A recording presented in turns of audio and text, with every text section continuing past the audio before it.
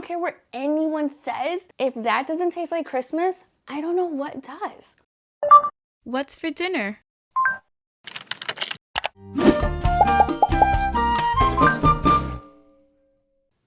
Hey everyone, I'm Chef Z and welcome back to one of the most exciting episodes of Chef Z Cooks, because today I am making a long, and I mean long-awaited recipe.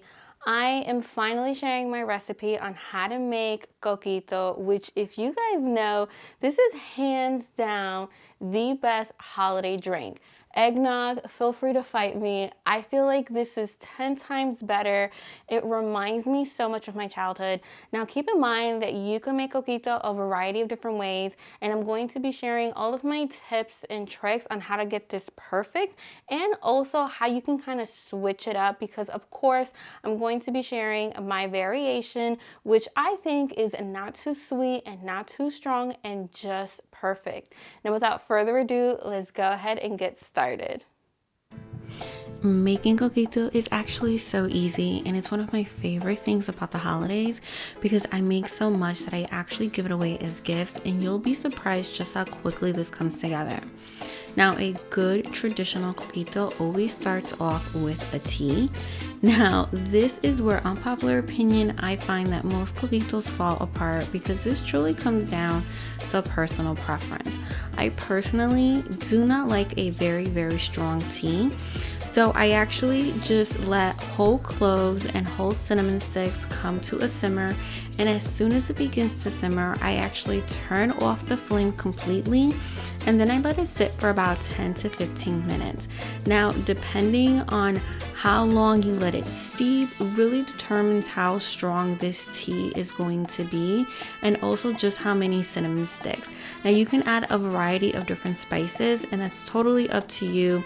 Like I said, if the tea is too strong, then I find that it makes the coquito a little bit too spicy, and I personally prefer to use ground nutmeg and ground cloves later on.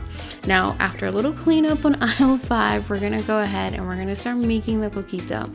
Now, we're going to add a little bit of the tea, and honestly, you can add as much or as little as possible.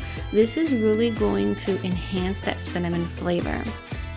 Afterwards, we're now going to add some evaporated milk, and I'm roughly using 1.5 cups, which is about 1 can of evaporated milk, along with some coconut milk.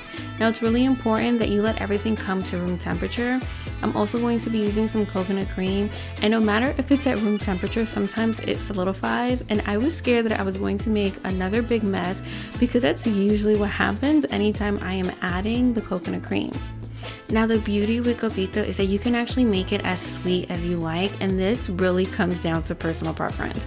In my family, we actually don't have the biggest sweet tooth, so I don't like to make it too sweet. So I use the majority of the sweetened condensed milk, but if you really like it sweet, go ahead and add all of it. We're now going to add a couple more spices. We're going to add some vanilla extract, some ground cinnamon, which I really like, along with some ground cloves. Ground cloves honestly has to be one of my favorite spices of all time. I do add some ground nutmeg as well. Now, fun story. When I was in college and I was making coquito with my college roommate, I forgot to put the lid on, and our whole entire kitchen was bathed in coquito, and it took us weeks to clean it up. So if you don't have a blender, don't worry, because you can actually mix everything over the stove in a really low flame if you like. Now, this is where my kitchen really starts to smell like Christmas, and I urge you guys to just take a little taste test and make sure to alter it if you feel like it needs it. This is where you can add more cinnamon, more nutmeg, more sugar if you feel like it needs it in the form of sweetened condensed milk. Now, of course, you cannot have coquito without the rum, and you can use your favorite rum, whether that's light or dark, or you can omit it completely if you want to make this a virgin drink. Now, you do want to let the coquito chill in the refrigerator for at least an hour before serving, and make sure that you serve it over ice. Guys, this is my favorite holiday drink. You can catch the full recipe on my website, chefzcooks.com. And until next week, I'm Chef Z, y buen provecho.